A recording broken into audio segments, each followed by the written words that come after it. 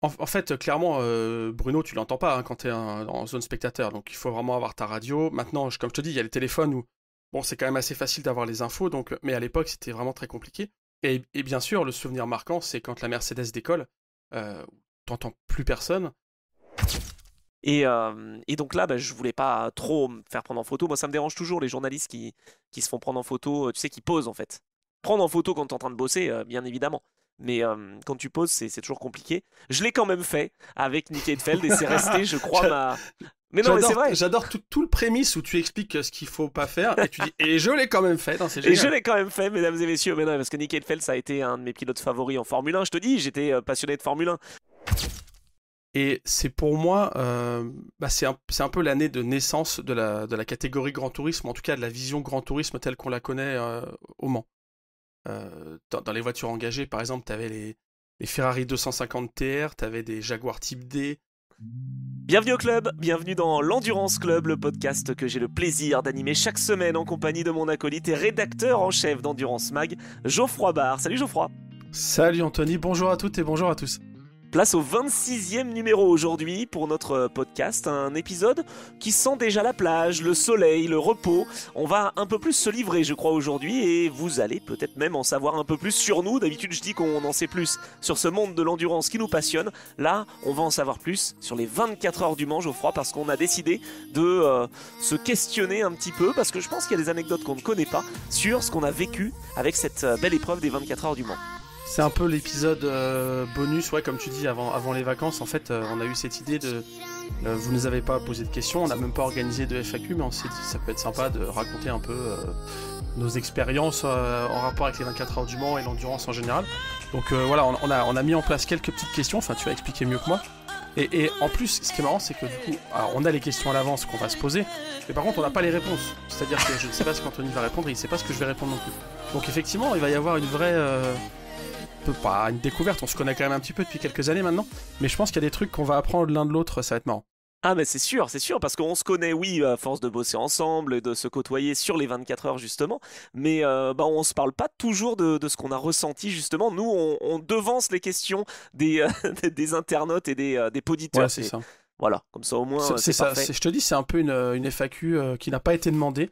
Voilà. On vous l'offre, c'est cadeau, voilà. Mais on tenait à la faire vu que vous nous l'aviez pas demandé, évidemment. Mais peut-être que ça peut arriver, cela dit, parce que vous allez comprendre qu'on est plutôt actif aussi sur les réseaux et qu'on aime bien vous répondre. Donc voilà, sur les différents hashtags et sur nos réseaux sociaux respectifs, eh bien voilà, faudra pas hésiter à nous poser quelques petites questions. Alors, bon, assez logiquement, je vais commencer par une question donc dédiée aux 24 heures du Mans, puisque ça va être vraiment l'épisode.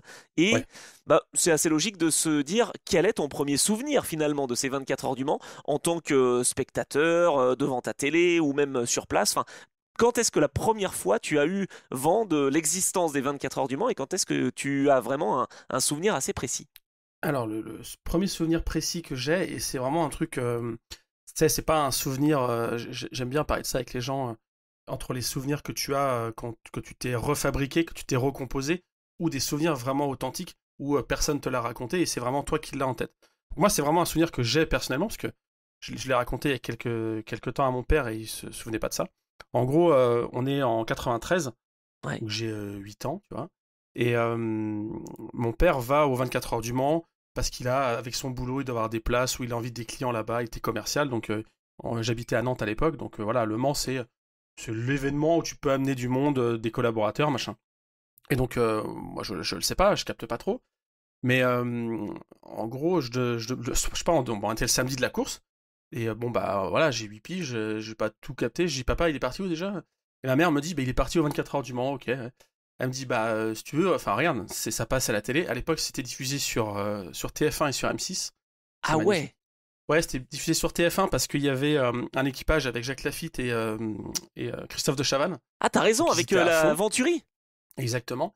Et Turbo, enfin, il y avait Dominique Chapat, Turbo, etc. M6 sponsorisait les 24 heures du Mans aussi. Il y avait des stickers sur une voiture. Il y avait un gros logo là-bas. Il y avait encore les antennes locales d'M6 qui étaient très puissantes. Donc, c'était diffusé à la télé. Et je me souviens que le départ était sur M6. Et donc, ma mère me dit, bah, regarde. Parce que si ça se trouve, tu vas apercevoir ton père sur les...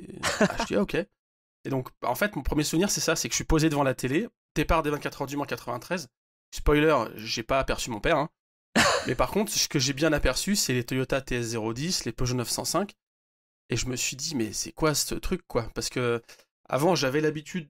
Bah, je pense que c'est un peu la période là où je commençais à regarder peut-être Automoto le dimanche et j'étais plus marqué par les voitures de rallye, tu vois. Ils mettaient vachement en avant le rallye à l'époque Oui. et par la Formule 1, bien sûr. Et l'endurance passait quand même un peu au second plan. Et on était vraiment dans la fin de la période dorée des groupes C. Donc, c'était vraiment pas le sport qui était le plus mis en avant. Et donc là, vraiment, devant les 24 heures 93, je me suis dit, mais ça a l'air d'être top ce truc. Et donc voilà, mon premier souvenir, c'est ça. Pas mal du tout, ouais. Donc t'as commencé avant moi en fait à connaître les 24 heures du Mans. Ah, c'était 2 ans après. Tu vois, moi j'avais Ok. 7 ans en 95. Et je me souviens pas d'avoir vu la course en direct en fait parce que c'était pourtant diffusé. Alors moi à mon époque je crois, enfin à mon époque on est de la même génération, mais moi c'était plutôt France 2, France 3 dont je me souviens. Mais c'était une édition assez particulière justement. Et moi je me souviens plutôt des répercussions en fait que ça a eu parce qu'une McLaren a gagné au général.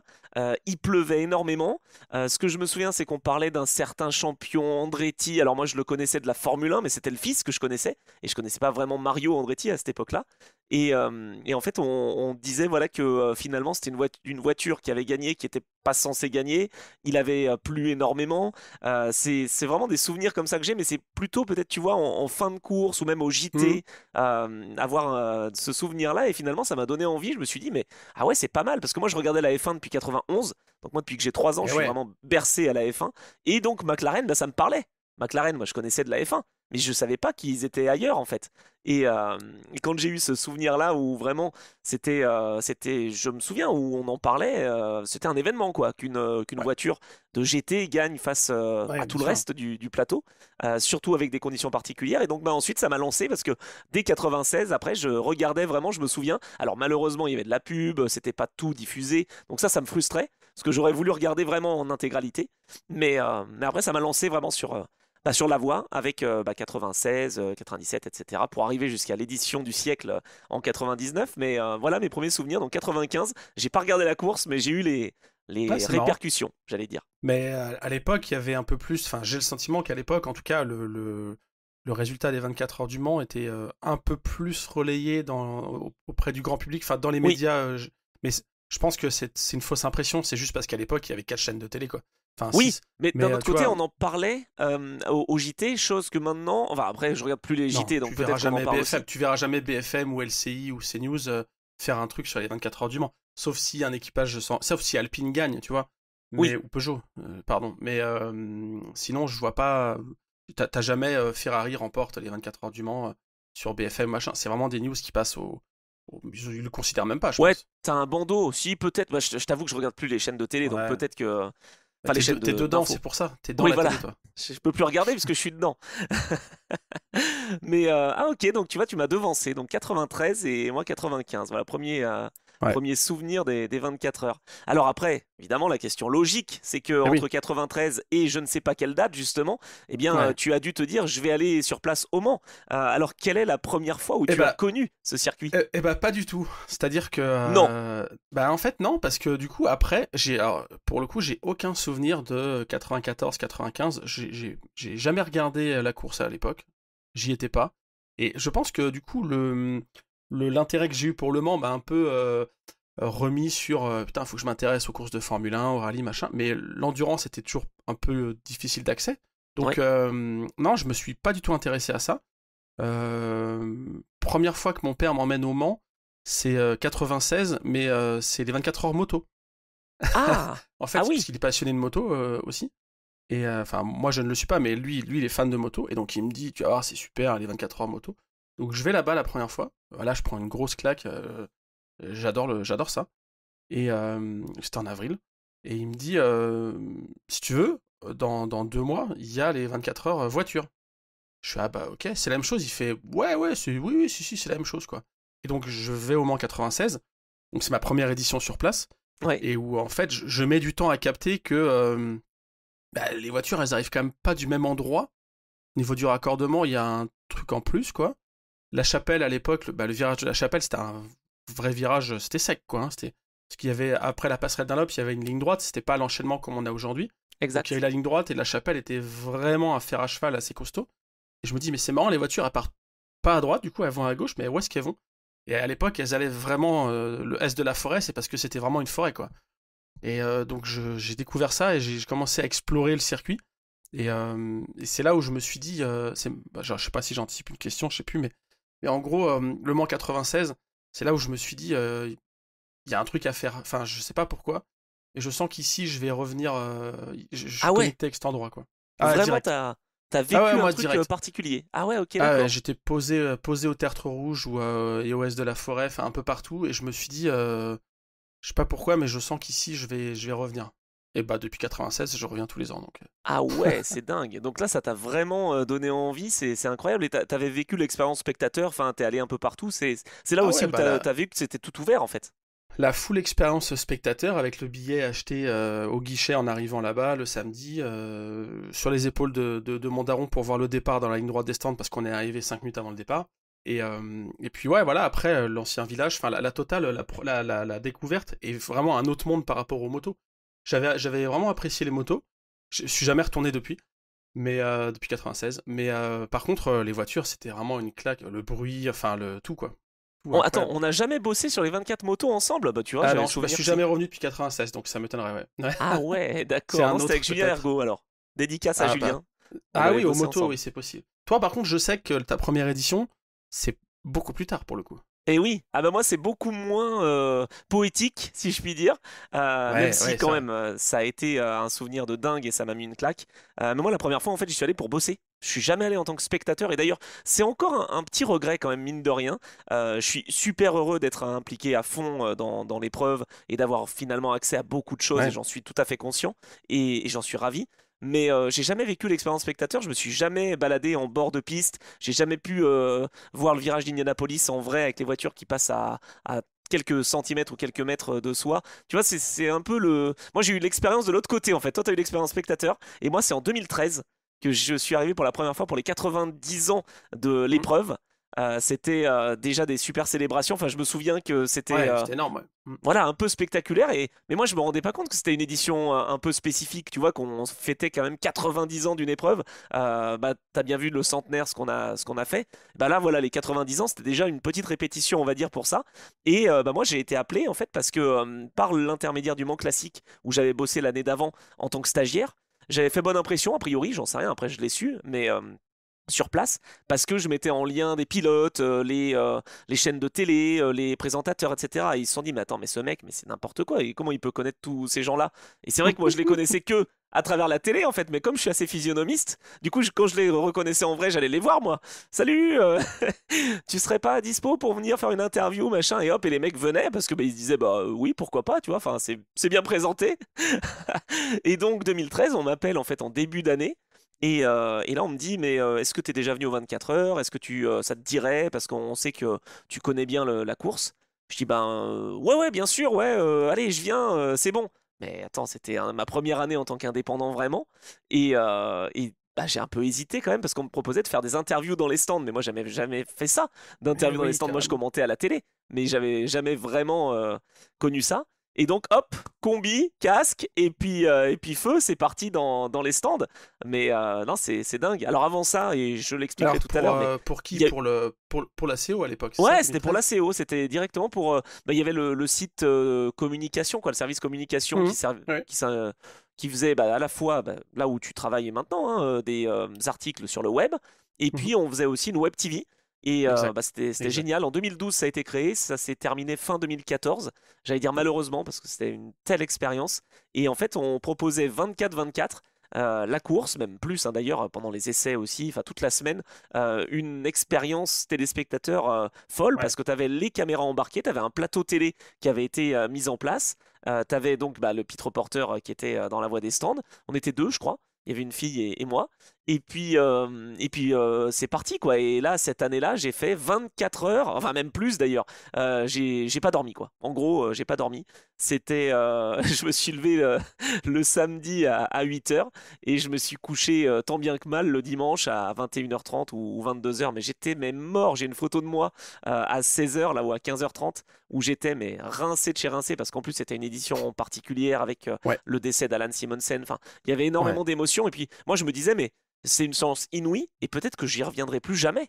Donc j'ai voulu profiter à fond et à tel point que j'ai fait pit reporter, c'était pas prévu mais je suis allé sur le plateau pendant la nuit pour commenter un peu. Je suis allé faire des interviews à la fin de la course. Enfin, j'ai fait un peu tout dans cette première édition et ouais, j'en ai la chair de poule quand je t'en parle, tu vois, parce que vraiment c'était une première complète quoi. C'était salade tomate oignon quoi. Mais c'est marrant ce que tu dis parce que, enfin, je veux pas faire très long là-dessus, mais j'ai un peu le même sentiment aussi, c'est que quand t'es aux 24 heures du Mans côté pro, c'est tellement fort comme truc, et ça c'est quelque chose que tu peux avoir avec des gens qui font comme nous, entre guillemets, dans les médias, mais même des gens qui sont impliqués dans d'autres services ou dans d'autres postes. Il y a vraiment ce côté profiter en te disant, je sais pas si je le referai un jour. C'est marrant, tu vois. Enfin, moi je sais que là maintenant ça commence à aller un peu mieux avec l'âge, mais pendant beaucoup d'éditions, je me disais à chaque fois, peut-être que je reviendrai jamais. En fait, il y a un peu ce côté.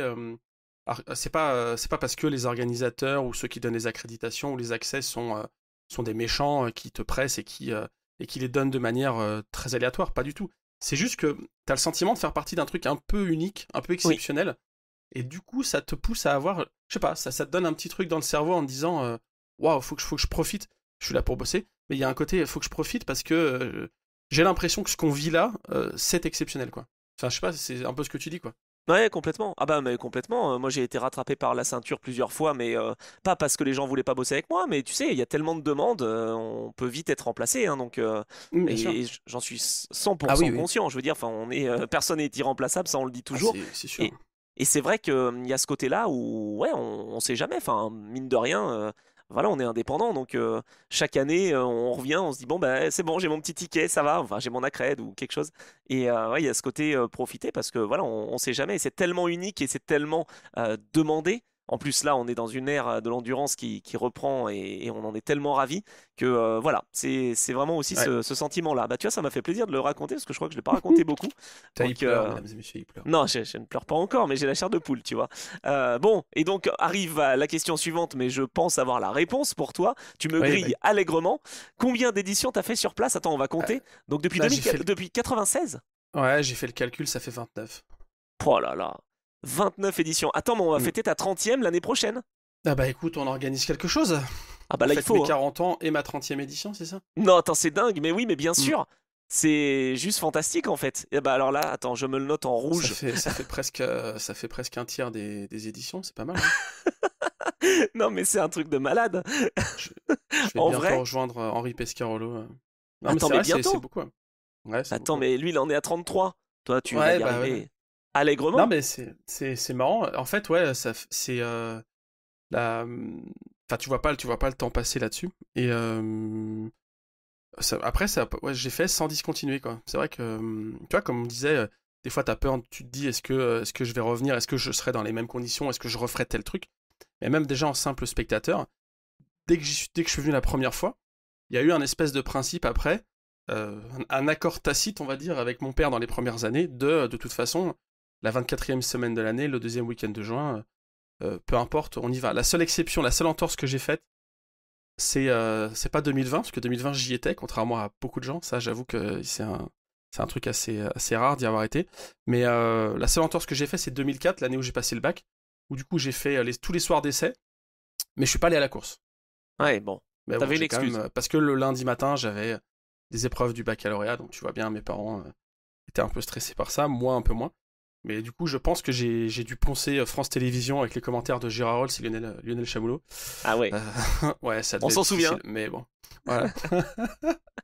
Donc voilà. Toi, t'en as fait moins, du coup. T'en as fait Ouais. Moi, à j'en ai 12. fêté 12. Ouais, Ouais, 12 voilà. comme je crois que Tristan Gomandi a 12 participations. Tu vois, j'essaye de voir. Après, chaque Ok. année, je vais compter selon les pilotes qui ont fait tant de participations. Mais bon, ça commence à faire. Moi, j'en suis plutôt Ouais. fier parce que je te dis, moi, c'était plutôt la Formule 1 en fait, hein, qui à l'origine me faisait vibrer. Et puis en fait, en 96, on a commencé à avoir le câble chez mes parents. Et alors là, j'ai tout découvert. Ah, waouh. Ah bah là j'ai eu les courses moto, ça c'était même un petit peu avant, Le mais quand champ de même, je car. les ai suivis. J'ai eu le champ car, ouais, le kart là à l'époque on appelait Ouais, ça. ouais. J'ai eu qu'est-ce que j'ai suivi La la NASCAR. NASCAR, j'ai Ah oui. suivi les camions, enfin voilà, et donc l'endurance aussi finalement. Mais, alors moi j'ai jamais eu le satellite chez mes parents, ils sont un peu anti-télé. Mais par contre je m'arrangeais pour récupérer des enregistrements sur cassette à l'époque. Pas mal. J'avais une cassette Petit Le Mans 98 Ouah. et j'avais des trucs genre Sebring 99, tu vois, des choses comme ça quoi, qui passaient sur Eurosport bien sûr. Donc ça c'était incroyable quoi. Le grain, tu sais, des caméras, trucs Bah oui. américains, enfin tout quoi. Puis la langue, bah en 98, enfin je pipais rien à l'anglais. Donc il y avait vraiment un côté un peu lunaire quoi de voir ça. C'est vrai que c'était exotique. Moi, je regardais aussi Ah les oui, c'était courses, ouais ouais donc carrément. bah ouais sur Eurosport et c'était Speed Channel, je crois à l'époque. Et en fait, Ouais bien quand les sûr. commentateurs commentaient pas, les Français, t'entendais la voix anglaise et je comprenais rien, mais c'était tellement bien quoi. Et c'était le dimanche soir en plus, donc avant d'aller à l'école, moi j'essayais de prolonger le plus possible, tu vois, les soirées américaines pour vivre un peu cette ambiance. Enfin, j'étais picousé hein, déjà. Les courses d'endurance avec un bon Calvin Fish ou un Justin Bell au commentaire, tu vois, c'était du lourd quoi. Ah, c'est clair. Ah, bah là, on peut se faire une promesse, c'est de continuer à y aller, c'est sûr. Moi, j'aimerais y aller en continuant et en étant évidemment embauché, j'allais dire.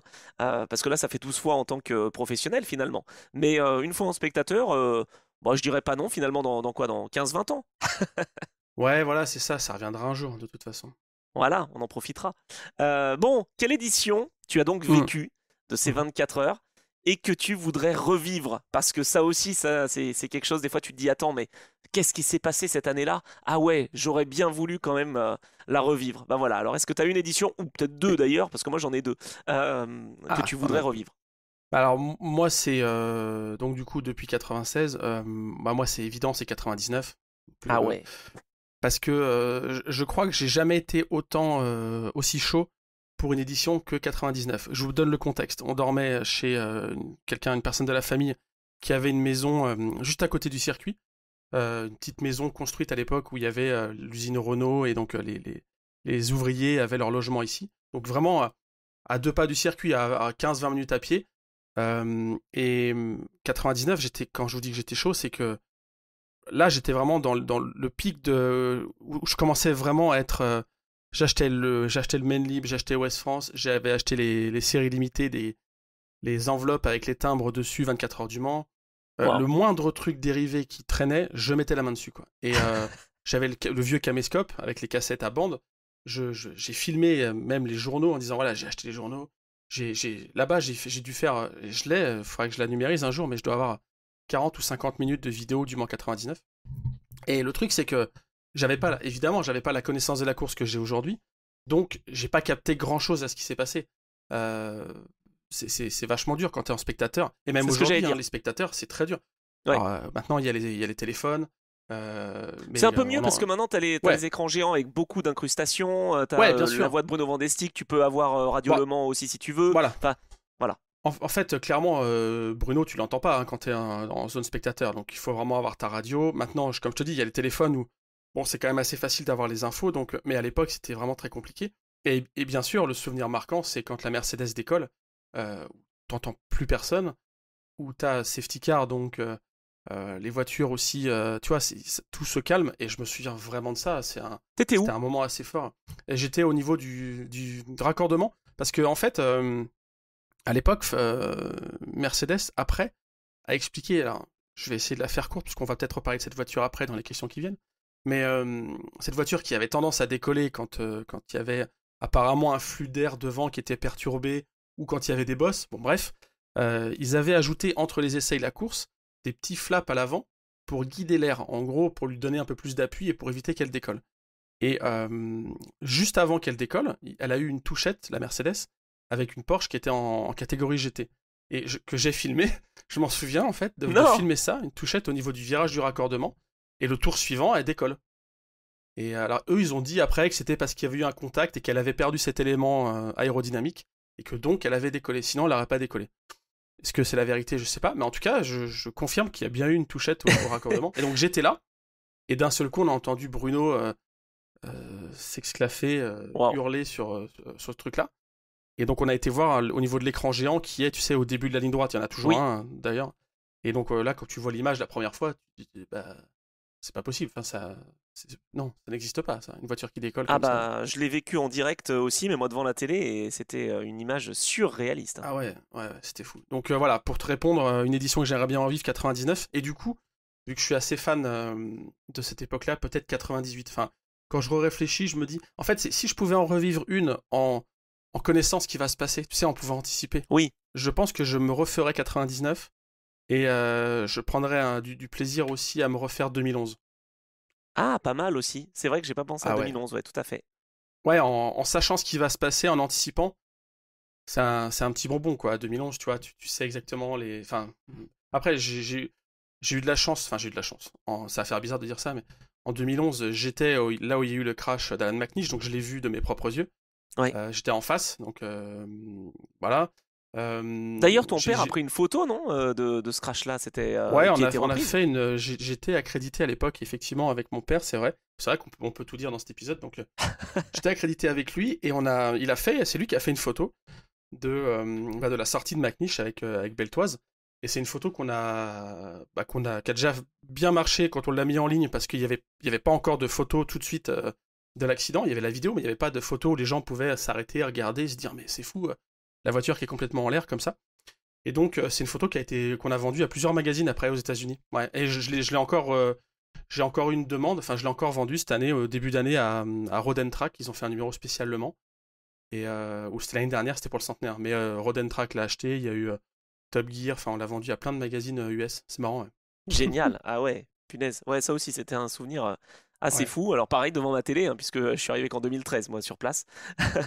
Bah ouais. Alors toi du coup, quelle édition tu te refais entre 2013 et aujourd'hui? Et oui, alors voilà, c'est ça. Moi, j'ai le choix que entre 2013 et aujourd'hui. Ah, il y a des beaux trucs quand même. Non, il y en a eu des pas mal. J'hésite entre deux parce que je dirais quand même 2015 la première fois, parce que j'ai eu le sentiment de ne pas en avoir assez profité. En fait, en 2014, avec Fred Courant de l'émission C'est pas sorcier, j'ai eu l'occasion de travailler sur l'explication en fait du nouveau règlement, et donc qui permettait à Porsche, à Audi et à Toyota d'avoir trois systèmes complètement différents, mais quand même de se battre tous ensemble pour la victoire. Et j'avais été bluffé. J'avais eu la chance, tiens, j'ai encore la chair de poule, ça y est, ah bah, décidément cet épisode, j'avais eu la chance d'aller dans les trois usines en fait, des trois constructeurs, et d'aller aussi chez Shell pour avoir un petit œil sur ce qui se passait au niveau du carburant. C'était juste incroyable quand me suis retrouvé à Cologne, que j'ai vu la voiture préparée, le moteur, et que j'ai croisé dans les couloirs comme ça. Alors j'ai vu qu'il se déplaçait d'ailleurs à Cologne. Petite anecdote qui m'a déjà été racontée par Julien Simon Chotan dans le podcast Trajectoire, mais que j'ai vécu. Il travaille à vélo en fait. Les, les Tellement le membres de, site est grand, c'est ça quoi? ah, c'est incroyable. Les couloirs sont immenses parce qu'il faut faire passer des pièces, Ah oui. potentiellement un capot moteur, ce que tu veux, enfin, même un moteur tout simplement, et le faire rouler sans être gêné. Donc les allées sont immenses, tu te croirais aux États-Unis. Et tellement c'est grand, les gars sont à vélo. Donc voilà, je suis allé à Cologne, je suis allé à Ingolstadt, je suis allé à Stuttgart, enfin, juste Ah à ouais. côté, à Weissach. Et pour Porsche, c'était juste excellent. Et donc, si tu veux, ça m'a posé les bases de ce qui allait se passer. Et donc 2014, j'étais à pit reporter comme en 2013. Et 2015, et ben malheureusement, j'ai pas pu être pit reporter. On m'a mis dans le car régie en fait de la télévision internationale. C'était super intéressant, mais j'ai eu l'impression de pas assez en profiter. Parce que Ouais. finalement, j'étais dans le TV compound, donc cet endroit réservé aux télés. Mais bah oui, je suis dans le TV compound, je suis sur place, mais j'ai pas l'impression d'y être en fait, puisque je peux pas vraiment aller me balader un peu partout. J'avais pas vraiment d'accès au stand, j'avais pas d'accès à autre chose que la salle de presse éventuellement. Donc c'était une édition qui était super, mais assez frustrante. Et en plus, quand je me redis le scénario où tu as un Nico Hülkenberg qui va s'imposer avec Tandy et Bamber sur Ouais, la troisième Porsche que personne attendait, que c'est clair. Porsche est victorieux depuis très longtemps, c'était pas arrivé. Audi qui est vaincu pour la première fois depuis 2009. Enfin, tu vois, c'est une édition. Je regrette de pas en avoir assez profité et j'aimerais la revivre. Alors évidemment, avec les conditions que je connais aujourd'hui, avec la connaissance que j'ai aujourd'hui et avec les connaissances humaines, je veux dire, les pilotes, les team managers, etc., Ouais, carrément. que je peux avoir aujourd'hui. Donc voilà, c'est un petit regret que j'ai. C'était super intéressant et enrichissant de pouvoir euh, participer donc à cette épreuve en étant donc dans le car régie, mais voilà, c'était assez particulier aussi. Et puis j'aimerais revivre 2017, où on a quand Ouais. même failli assister à une victoire d'une LMP2 au général, une remontée incroyable de la Porsche. Enfin, c'était assez fou aussi cette édition-là. Et je me dis, j'ai pas eu conscience vraiment jusqu'à 2, 3 heures, 4 heures de l'arrivée, quand vraiment on faisait les calculs. Je me souviens, hein, on était dans la salle de presse et on faisait les calculs. On se disait, mais est-ce qu'elle va arriver à revenir cette Porsche? Oui, ça devrait aller parce qu'il roule de plus en plus vite. Et Ouais, il est si on fait passé les à calculs. midi. Je crois que c'est midi ou 13h où il est passé. C'est Ouais. ça, c'est ça. Et vraiment, c'était cette course contre la montre et c'était super intéressant. Alors, je l'ai euh, vécu et j'en ai profité un peu plus que ce que je te disais en 2015, mais j'aimerais bien la revivre en fait. Voilà, quand tu as des voitures LMP2 qui peuvent se battre au général, tu avais avec le recul quand même Thomas Laurent, Tristan Gomandi, deux personnes que j'adore vraiment Ouais. et qui étaient dans cette équipe Jackie Chan DC Racing qui se battaient pour la victoire. T'en as un qui avait connu des difficultés, l'autre qui était en tête. Enfin, t'avais vraiment cette C'est vrai que c'est une bonne pression. édition aussi. C'était vraiment une belle édition. Donc voilà, j'aurais bien aimé revivre Moi, ces deux-là. quand je suis reparti du Mans en 2017, j'étais en train et j'étais à la gare en train d'attendre mon train avec Alan McNish. Et Ah bon? ouais, ouais. Et du coup, on a parlé un peu. Et je lui dis, quand même, on a failli passer à côté d'un truc. Enfin, c'est quand même pas passé loin qu'une P2 gagne. Et je me souviens, il m'a dit, ouais, mais c'est mieux pour le sport hein, que ça soit pas arrivé. Il dit franchement, avec tout le recul qu'on a maintenant sur la période qui a suivi, il a raison. C'est-à-dire que, enfin, si une P2 avait gagné, je pense que là déjà il y avait Audi qui était parti. En fin d'année 2017, il y a Porsche qui se retirait. Et ça aurait peut-être encore plus accentué ce sentiment de fin de cycle des LMP1. Et peut-être que Toyota se serait retiré en se disant, oula. Enfin, tu vois, je pense que ça aurait pas été un. Je vois ce que tu veux dire, où ça aurait pu être beau de voir cette voiture qui gagne, mais ça aurait quand même été un peu un accident de l'histoire, quoi. Et je me souviens de McNish me dire, heureusement que c'est pas la LMP2 qui a gagné, quoi. Ouais, je comprends. Mais on avait tous ce sentiment-là aussi. Mais c'est un peu comme 95 avec la victoire McLaren, c'est un peu une anomalie de Oui, l'histoire. Tant mieux oui, oui. pour justement ce qu'on a vécu. Et tu vois, moi, ça a été mon premier souvenir. Donc heureusement finalement que cette McLaren a gagné. Mais je comprends maintenant pourquoi l'autre jour, quand je tapais sur Le Mans 95, où je disais que c'était une édition un peu naze, tu t'avais réagi. Je comprends maintenant. Ah oui, ça a été mon point d'entrée pour les 24 heures. Je Bon, comprends mieux, je comprends mieux. alors par contre, là, on a parlé des éditions qu'on a vécues et qu'on voudrait revivre. Est-ce que Ouais, tu as une là, édition que tu n'as pas vécue et que bah, tu as en tête et où tu aimerais vraiment te dire, ah ouais, ok, là, je l'ai vécu, c'était un moment fort. alors, parce que j'ai déjà fait ce jeu avec d'autres personnes Ah, qui sont dans le domaine, et à chaque fois que je raconte cette édition à laquelle j'aurais aimé participer parce que je l'ai pas fait, ils sont surpris. Donc je pense que tu vas être peut-être que les auditeurs vont être surpris aussi, parce que c'est vrai que c'est rarement celle qu'on sort. Ce que je veux dire, c'est que quand tu demandes ça, les gens ils vont se dire, ah, je sais pas, à la première victoire Porsche, 70 ça devait être fou, pourquoi pas 1923, tu vois, quitte à vivre la première, un truc des groupes C, l'épopée des groupes C, les années 80, la victoire Peugeot. Non, moi en fait, maintenant en ayant cette vision un peu globale du Mans, l'édition que j'aimerais revivre, c'est Le Mans 59. ah ouais, Voilà, alors, ouais, je sais que souvent ça surprend. En fait, il y a ok, plusieurs raisons pour ça. Le Mans 59, parce que c'est la seule victoire Aston Martin dans l'histoire des 24 heures du Mans. oui. C'était une course très dure, il n'y a eu que 13 voitures à l'arrivée, sur plus de 50 au départ. Et c'est pour moi, c'est un peu l'année de naissance de la catégorie Grand Tourisme, en tout cas de la vision Grand Tourisme telle qu'on la connaît au Mans. Dans les voitures engagées, par exemple, tu avais les Ferrari 250 TR, tu avais des Jaguar Type D, tu avais les Aston Martin DBR1, évidemment. Chez Porsche, ils avaient des voitures un peu moins puissantes, mais il y avait le 718 RS4, c'est le Spider. Enfin, moi, c'est des voitures que je trouve mythiques, quoi, ces Ouais. Porsche-là. Et du coup, le Mans 59, c'est un peu on va dire une première année un peu de modernité, où c'est la première année où il y a eu des essais préliminaires organisés en avril. Ah, je savais pas. C'est la première année où ils ont créé un registre des voitures qui sont passées aux vérifications techniques, donc en fait les carnets de pesage, quoi, le registre vraiment officiel. D'accord. Et c'est la première année aussi où il y a eu l'apport de l'informatique. C'est IBM qui avait fourni des solutions, avec un ordinateur IBM à l'époque, qui a été produit à partir de 59, donc Le Mans devait être un des premiers lieux à être équipé. Un laboratoire. Ouais, bah non, mais c'est fou aussi. Pour combiner les résultats et pour les diffuser. Donc, tu vois, c'est juste incroyable. C'est plein de progrès en même temps, quoi, j'ai l'impression. Donc, en tout cas, plein de choses qui aujourd'hui paraissent simples.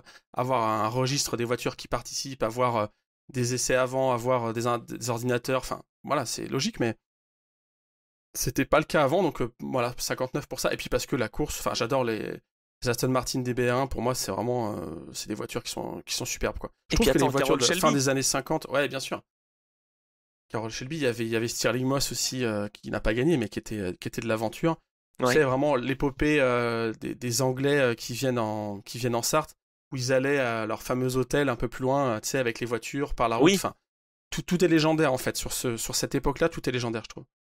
C'est vraiment, vraiment intéressant. Tu vois, j'aurais pas cité 59 non plus, parce que j'avais pas cette connaissance que tu as. Non, moi je vais être. Alors pareil, j'hésite entre deux, évidemment, comme d'habitude. Vas-y. Moi, c'est toujours mon problème. C'est que j'hésite entre. Il y a tellement de choses dans la vie, hein, donc j'ai toujours des hésitations. Je dirais 88. Alors, c'est pas parce que c'est mon année de naissance. Ah ouais, ok. Mais ouais, parce que cette édition avec Jaguar qui se bat à couteau tiré, où ça se joue je crois, face à Porsche, à 2 minutes, une arrivée qui se joue à moins d'un tour, c'est quand même rare dans ces années-là. Et en fait, la Jaguar Silk moi, elle m'a tellement marqué. Enfin, c'est une voiture qui est pour moi exceptionnelle. Et il y avait des milliers de fans britanniques. Moi, j'ai revu les images après, en fait, si tu veux, parce que j'ai commenté grâce à Motorsport TV, anciennement Motors TV, quasiment toutes les éditions en alternance avec Laurent-Frédéric Bollet de ces 24 heures du Mans. Donc depuis 1932, on n'avait pas d'image avant, jusqu'en 2018. J'ai recommandé toutes les éditions, ou quasiment, je te dis. Et donc certaines m'ont marqué. Et notamment de voir les fans britanniques en délire, donc qui envahissaient la piste. Ouais. À la fin, c'est vrai que cette image de la fin, elle est dingue, quoi. C'était complètement fou. Et puis en fait, bah voilà, j'ai toujours bien aimé Yann Lammers, donc tu vois, avec cette Jaguar Silk Cut qui s'impose, donc cette voiture qui est présente dans les jeux vidéo aussi, qui m'a vraiment beaucoup marqué. Et je te dis encore une fois, une arrivée qui se joue à moins d'un tour. Enfin, c'était une édition assez particulière, vraiment. Et puis je crois que cette année-là, mais ça se trouve, je suis en train de dire des bêtises, mais il y avait aussi la famille Andretti qui essayait de s'imposer. C'était peut-être en 89, hein, je dis peut-être une bêtise, mais en tout cas à cette époque-là, sur les Porsche justement qui se battaient pour la victoire, hein, ces Porsche 962C, eh ben, on avait voilà, des équipages aussi qui étaient assez mythiques. Donc voilà, 88, j'aurais bien aimé la vivre. Et pourquoi pas 91 aussi, avec cette victoire assez inattendue de la Mazda. Je sais que ça s'est joué sur un problème mécanique dans la matinée sur la Mercedes qui menait. Mais voilà, il y a 88 ou 91, il y avait une nouvelle réglementation 91, et je crois que c'est Jackie X qui était le directeur sportif de Mazda, qui vraiment a suivi le plan de marche. Et s'il y avait des problèmes pour les autres, lui, il était toujours sur son plan de marche, sa stratégie. Et ça, c'est un peu belge, hein, c'est un peu comme WRT, hein, finalement. Exactement. Ils ont tellement de conditions difficiles à supporter au niveau météo, au niveau... Non, je rigole. Non, mais c'est vrai que... Alors, tu vois, c'est marrant, parce que oui, je t'ai dit 59 parce que j'avais déjà réfléchi à cette question et j'en avais déjà parlé, mais si je devais en caler une deuxième, ça serait peut-être dans cette période-là. Alors, 88, je sais pas, 91, ouais, je sais pas, mais peut-être 89 ou un truc un peu dans cette période. Ouais, c'est vrai que 89, peut-être les Sauber C9, là, je suis assez sensible à ça aussi. En fait, tout ce qui est Mercedes, je suis assez sensible. Ah oui, c'est vrai. Ouais, peut-être ça, la deuxième. Si je devais en refaire une que j'ai pas vécu. Pourquoi pas, ouais. C'est énorme, ouais, tu vois. Donc voilà, pour toutes ces raisons, j'aurais bien aimé. Et j'ai revérifié pendant que tu me parlais de ces éditions. Eh ben, c'est bien Mario Andretti, Michael Andretti et John Andretti qui étaient sur une Porsche 962 en 88. Ils ont fini 6e, mais ouais, ça aurait pu être aussi quelque chose d'assez inédit. Alors, tiens, en parlant de pilote, est-ce que tu as un pilote qui t'a plus marqué peut-être que les autres? Est-ce que tu as des anecdotes avec eux? Tu vois, c'est une question un petit peu plus tournée sur l'humain, ouais, et plus ouverte. Alors déjà, première anecdote sur Mario Andretti, puisque tu en parles. Moi, c'est en fait, en débarquant au Mans, alors là, on va être, allez, après 80, ouais, 2000, on va dire Le Mans 2000. Ouais. Moi, je suis fan, mais je suis fan des bagnoles et j'ai pas encore trop la notion de pilote, de qui est rapide, qui est gentleman, qui est pilote payant. Enfin, tu vois, j'ai pas encore passé ce niveau de compréhension. Et Le Mans 2000, mon père est. Alors moi, je suis à fond parce qu'il y a les panneaux. Ouais. Panneaux rouges avec le moteur à l'avant, truc américain. Donc Le Mans La 2000, je suis Batmobile.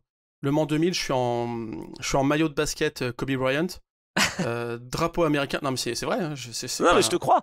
Avec la casquette ou pas déjà? casquette bien sûr, casquette Rip Curl. Bon, ça faisait un peu mauvais genre, mais il y a des photos de ça. Je les sortirai en saison 2 ou 3, on verra, ce sera plus tard ça. Mais D'accord. drapeau américain. Et donc moi je suis à fond derrière Panos, et mon père est à fond aussi derrière Panos, et les Corvettes, parce qu'il aime bien ces bagnoles-là, et parce qu'il y a Mario Andretti sur une Panos. Et alors, Ah. moi, bon, ça me fait pas grand-chose, tu vois. Mais bon, on passe dans le paddock et on aperçoit au loin, quelques mètres quand même, Mario Andretti. Et je te jure, j'ai rarement vu mon daron se précipiter, quoi. C'est-à-dire vraiment courir comme un gosse en se disant, putain, il faut une photo de Mario Andretti, quoi. Si tu veux, maintenant, alors peut-être que c'est parce qu'il a pris de l'âge et moi aussi, c'est pas qu'il est blasé, mais il est toujours sensible, tu vois. Je sais qu'il il est fan il aime beaucoup Sébastien Bourdet, donc quand on va le croiser, il va me dire, tu vois, te rends compte, on a croisé Sébastien Bourdet et tout. Mais il va pas être non plus, il va pas aller faire de selfie, il a jamais fait de selfie. Il va pas aller demander des photos comme ça, il est quand même assez discret, enfin tu le connais un peu. Ouais, ouais. Mais là, je te jure, il voit Mario Andretti, bah, il a le même phénomène avec Gérard Larouche, tu vois, il en a deux. Et donc, il me dit, attends, viens. Et donc, j'ai une photo de moi, où je sais même pas si je suis à côté, mais en tout cas, il a pris en photo Mario Andretti, un peu au débeauté comme ça, avec sa combinaison Panos. Donc, c'est un peu le premier pilote où je me suis dit, c'est vrai qu'il a l'air sympa, il est un peu vieux, mais il a l'air sympa. Et donc, bah, du coup, je me suis intéressé à Andretti. Et en fait, après, un des premiers pilotes auxquels je me suis intéressé, je pense que ça va te faire marrer aussi, c'est Pierre-Henri Raffanel. Ah ouais? Parce qu'il était chez Panos en 2000. Donc, du coup, bah, j'ai regardé, je fais, mais Raffanel, ça me parle ça. Et là, je reboucle avec Le Mans 93 parce qu'il était chez Toyota. Ah, c'est Donc, en fait, énorme. je me Bah dis, oui. mais attends, ah ouais, les pilotes, ils participent plusieurs fois. Ah ouais, ok, d'accord. Mais 93, 2000, ok, d'accord. C'est un truc où les pilotes, ils reviennent souvent quand même. Et donc, voilà, c'est les premiers pilotes auxquels je me suis intéressé, on va dire. Et après, je suis assez vite devenu fan des pilotes Panos. Donc, à l'époque, c'était Ian Magnussen, David Brabham. Ouais. C'est les premiers pilotes qui m'ont marqué. Et ensuite,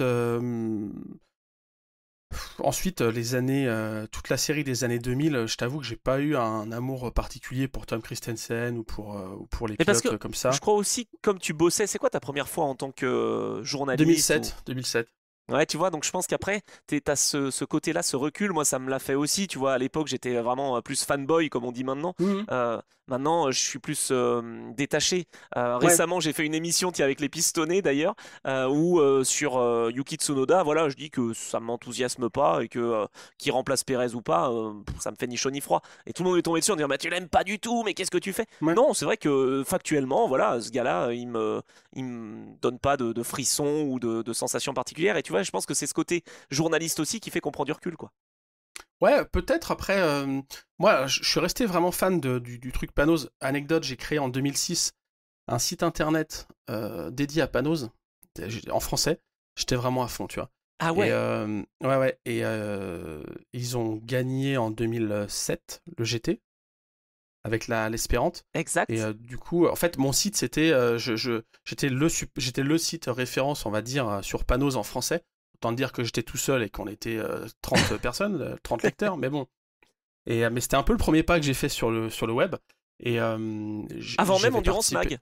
Ah ouais. Et puis j'avais participé. Il y avait à l'époque, il y avait un podcast 2007, ouais, qui était géré par le mec qui s'occupait de la com de Panos. Et donc il m'avait interviewé donc en anglais et tout. Enfin, j'étais vraiment. Je me disais, mais c'était en 2006, ouais. 2006. Je me disais, mais c'est marrant, le mec, il a un iPod, il enregistre, il met le podcast après en ligne. Et c'est là où j'ai commencé à faire le lien en me disant, ce serait peut-être pas mal que je bosse dans ce domaine-là quand même. Donc, bref, pour revenir au pilote, j'étais fan, tu vois, de Tommy Milner, de Gunnar Janet, les mecs qui étaient chez Panos en gros. Ok. Et après, ça a changé à partir de. Moi, le déclic, on va dire un peu, c'est 2010-2011, où j'étais pas forcément très fan de Peugeot. Je le suis toujours pas trop d'ailleurs, hein, c'est pas une marque qui me. Mais j'aimais bien les pilotes quand même chez eux. J'aimais bien le côté un peu baroudeur de Franck Montagny, Ouais. le côté appliqué de Sébastien Bourdet. Mais c'est chez Audi que j'ai vraiment trouvé le pilote qui me faisait le plus vibrer, on va dire. Moi, c'est André Lauterer. Je suis tatoué André Lauterer, quoi. C'est vraiment le gars où, en plus là, comme tu dis, j'étais côté média, donc je le croisais, où il y a un truc, quoi. Tu sais, c'est comme quand tu croises Jacques X, c'est comme quand tu croises Henri Pescarolo. C'est des gars qui ont une présence, et tout de suite, je suis devenu, pour le coup, fan, mais comme tu dis, toujours en ayant du détachement et du recul. Je vais pas suivre la vie d'André Lauterer, je vais pas m'intéresser à son moindre fait et geste. J'ai pas de poster de lui chez moi, mais petite sensibilité en me disant j'aime bien ce gars-là, j'aime bien ce qu'il fait. Puis bah, le Un petit palmarès Endurance a Club suivi, quoi. avec lui, tu dis pas non, quoi. Non mais voilà, c'est. J'avais pas vu venir celle-là. Mais On peut tu vois, essayer. ouais, voilà. Et donc j'ai une anecdote, puisque et après je te passe la parole, mais j'ai une anecdote sur André Lauterer, et c'est pas ce que tu crois. En fait, je me suis payé mon petit voyage, mon petit billet tout seul avec mon petit baluchon, et je suis parti à Shanghai fin 2012 pour Ah oui, la dernière course du championnat, la première saison du WEC. La dernière course était à Shanghai, et donc je crois, hein, ouais. Et donc j'y suis allé tout seul. pas mal. Pas invité par le WEC, hein. Oui, oui. Moi, mon billet, prendre mon visa, me démerder, rien T'étais de pas payé, encore quoi. influenceur. Bah non, c'est ça. Et donc, je me pointe là-bas. Non, mais je me suis dit ça parce que je me souviens, la personne qui s'occupe, l'attaché de presse, qui s'occupe de ça, qui est toujours en place en WEC à l'époque, quand elle me voit débarquer. Donc déjà, moi, j'avais fait ma demande d'accréditation. Je me disais, j'espère que ça sera accepté. Elle me dit, oui, oui, parce qu'on T'es le était seul. 10 médias sur place, hein. Et quand elle m'a vu débarquer, elle me dit, mais je pensais pas que tu viendrais. Je dis, bah si. Elle me dit, mais enfin, en gros, elle m'a dit, tous les journalistes qui sont présents ici sont pris en charge par le WEC. Ils sont invités ici. Il y a un avion, ils sont défrayés. Enfin, c'est évidemment, ça, si vous le saviez pas, je vous le dis, mais il y a des médias qui sont 100% indépendants, qui se débrouillent, et il y a d'autres médias, et c'est logique, c'est normal, c'est une économie, c'est un système, Bien sûr. qui sont ou totalement pris en charge, ou en partie, mais parce que leur présence sur place est importante pour faire parler du championnat, Bien pour sûr. aller interroger des pilotes. Enfin voilà, c'est normal, c'est un système tout à fait logique. Et donc parfois, c'est les influenceurs qui en profitent aussi, mais c'est normal. Et donc moi, je me pointe là-bas tout seul. Et mon seul point de chute, entre guillemets, c'était... putain, le name dropping dans cet épisode, il est fou. Aïe. Tu mettras des Mon bips. seul... Non, non, non, là, ça va aller. Mon seul... je mettrai les bips plus tard, j'ai peut-être des trucs à dire. Non, mais mon seul point de raccrochement, on va dire, c'était Daryl O'Young, qui est pilote, à l'époque, était pilote soutenu par Porsche. Enfin, il commençait à être moins soutenu par Porsche, mais parce qu'il avait fait Le Mans déjà. Ouais. Et on se connaissait, parce que j'étais attaché de presse de l'équipe dans laquelle il avait fait Le Mans. Dans Avec une Thierry ville, Perrier. avec Thierry Perrier, voilà, Le Mans 2009. Donc Daryl, je le connaissais. Donc là-bas, si tu veux, à un moment, il y a un track walk qui est organisé sur le circuit de Shanghai. Et donc Daryl, il me dit, bah tu viens. Je fais, bah carrément. Donc je commence à faire le tour du circuit avec Waouh. Daryl O'Young. Waouh. Et en fait, au loin, à un moment, il me dit, faut que j'y aille, parce que lui, il était en train de préparer le lancement de son équipe. C'était l'équipe Craft Bamboo Racing. Il venait juste de Ouais. l'annoncer avec Aston Martin. Donc il me dit, il faut que j'y aille, à plus, machin. Et il se casse, il y a quelqu'un qui vient le chercher. Donc je me retrouve un peu solo au milieu du circuit de Shanghai. C'est très sympa, mais... Et je vois un peu au loin, ou derrière, je sais plus, des manteaux Audi. Je me dis, bon, ça doit être des gars de chez Audi, je vais aller voir. Il y a quand même... Et je vois Benoît Tréluyer. Donc, bah, je sympathise. Ouais. Je connaissais pas trop, mais je C'est sympathise. facile de sympathiser avec Benoît, donc ça va. Ouais, c'est très simple. Ah, mais t'es français, mais qu'est-ce que tu fous là et tout, machin. Ah, ok. Ah, mais t'es invité. Oh, je lui raconte ce que je viens de vous dire. Je dis, non, moi je suis venu tout seul. Il fait, mais t'arrêtes là. Pourquoi t'es venu là? Ok. Il dit, mais ça va pas être une super course, hein. Je fais, bah, j'espère quand même. Il me dit, ouais, le circuit, machin et tout. Bon. Et, et juste à côté, il y a André Lauterer. Donc, si tu veux, moi, j'apprécie Benoît Tréluyer, mais j'apprécie beaucoup André Lauterer. Je lui ai, j'ai pas, on a parlé, on a fait les 2 tiers du circuit, je pense, ensemble. Ouais. Donc j'ai parlé aux deux comme si c'était des potes, tu vois. Mais j'étais vraiment intimidé. Et c'est marrant parce que après, de ce moment-là, et je termine mon anecdote, de ce moment-là, Benoît Tréluyer, après, à chaque fois que je le croisais, il venait me saluer. C'est-à-dire que moi, je fais pas beaucoup de courses, hein, vous l'avez compris, je sors pas, j'ai jamais fait l'intégralité du WEC ou des choses comme ça. Mais Le Mans, par exemple, je crois que c'est 2016 peut-être, la dernière année où Audi est présent. Il y a la conférence de presse, la grand-messe Audi avec tout le monde, des centaines de personnes, etc. Les pilotes, ils ont cette sollicitation média qui est un peu pénible. Ils terminent, machin, et puis moi, je suis en train de boire un café à l'autre bout. Benoît Tréluyer, il passe comme ça, il va s'en aller.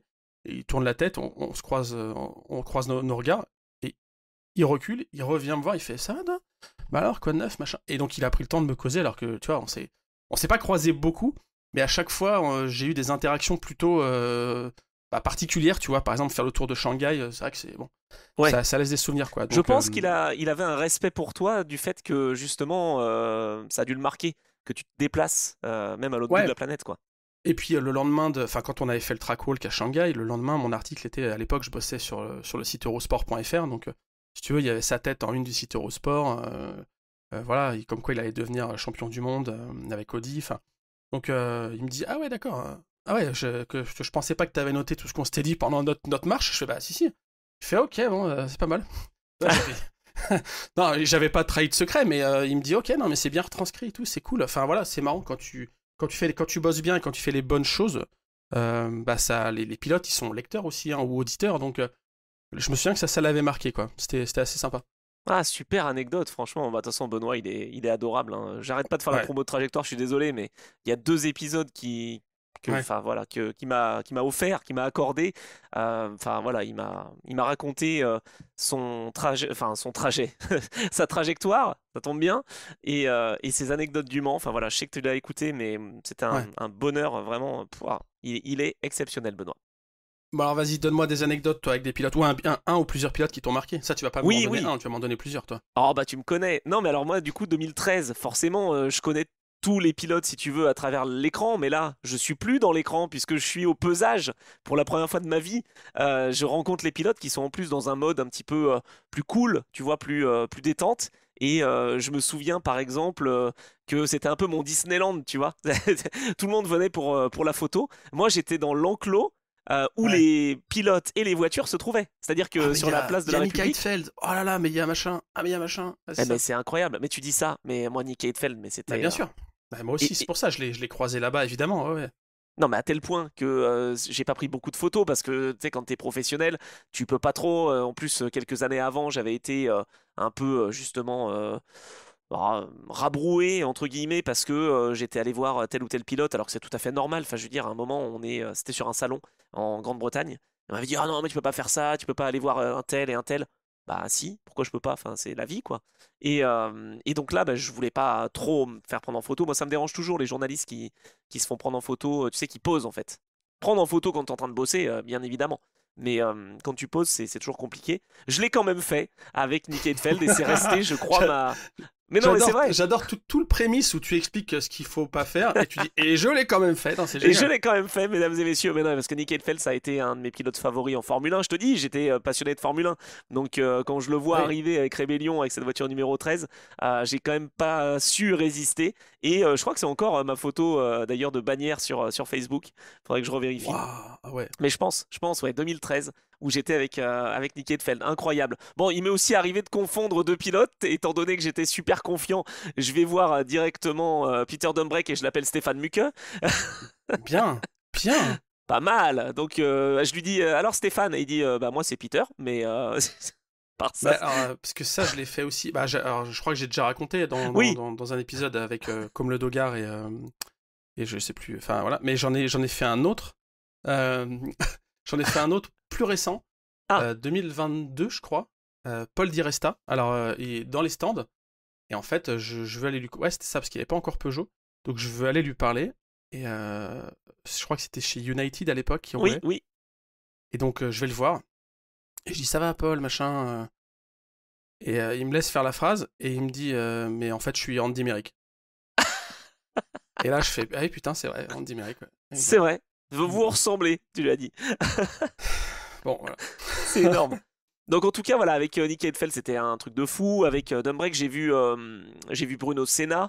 D'ailleurs il y a un pote à moi Oui. qui était fan, je le cite, Kevin Vernas, je ne suis pas sûr qu'il écoute ce podcast mais bon pourquoi pas, avec qui j'ai bossé sur US Racing en 2010-2011 et en fait il était fan de Bruno Senna et donc je lui ai fait enregistrer un message à Bruno voilà pour Kevin. Donc ça c'était un truc assez intéressant aussi de pouvoir faire plaisir tu vois. Pas que profiter pour soi d'être dans cet enclos entre guillemets. Je sais pas, j'ai vu Stéphane Sarrazin, j'ai vu Alan Ouais. McNish, Tom Christensen, tu vois, enfin vraiment c'était assez assez fou pour moi. Et donc, bah, j'ai pu partager un petit peu parce que je les interviewais. J'ai pas plus de souvenirs que ça, j'allais dire, de ce pesage. Mais quand même, je me souviens que j'étais comme un fou et que en fait j'avais l'impression de rater. Tu sais, j'étais là, attends, faut que j'aille voir lui. Ah non, mais faut que j'aille voir lui. Voilà, c'était un peu le moment sympa. Et puis j'ai bossé cette année-là avec Eric et Larry. Ça aussi c'était top, hein. Je peux te dire qu'avec Eric, on s'est bien marré en 2013. Donc ça c'était pour la Web TV. Et j'ai, allez, deux anecdotes. Une anecdote de cette année 2013, qui est pas super sympa pour le pilote, bon pour moi non plus d'ailleurs. Mais en fait j'étais un petit peu naïf, voilà, on peut le dire.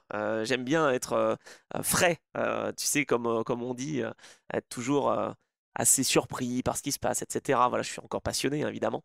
Et donc, bah, étant donné que j'ai ma petite combi, j'ai mon casque, mon micro, moi je pensais que rien n'allait m'arrêter. Plus, voilà, pour le site officiel, enfin pour la Web TV Ouais. officielle. Donc, jusque-là, ça marchait. Même pour, tu vois, l'anecdote à la fin de la qualification et donc de la pole de Audi en 2013, eh bien, en fait, tout le monde s'est précipité. Je crois que c'était sur Loïc Duval, si je dis pas de bêtises. Il me Mhm. semble que c'est lui qui a fait la pole position. Je veux pas dire de bêtises, mais je crois. Sur l'Audi numéro 2, tu sais, c'est des souvenirs hein, que j'ai, donc je crois que c'est lui. Et en fait, tout le monde allait vers Loïc Duval. Et moi, je vois un gars à côté, évidemment que je le connais. C'est un docteur, c'est le docteur Wolfgang Ulrich, tout seul. Personne n'est allé le voir. Et bah du coup, qu'est-ce que je fais pour la Web TV? Moi, j'ai toujours voulu prendre le contre-pied en fait. Et du coup, bah, je suis allé voir le docteur Wolfgang Ulrich qui tout de suite a été super adorable et tout. Là, j'ai appris qu'il parlait français. Donc c'était un bonheur. Donc ça, c'est côté anecdote sympa. Et puis l'anecdote moins sympa, c'est que je vais chez Nissan. Donc tout ça, je le dis de tête. Alors j'espère que je dis pas de bêtises. Mais je crois Vas-y, vas-y. effectivement.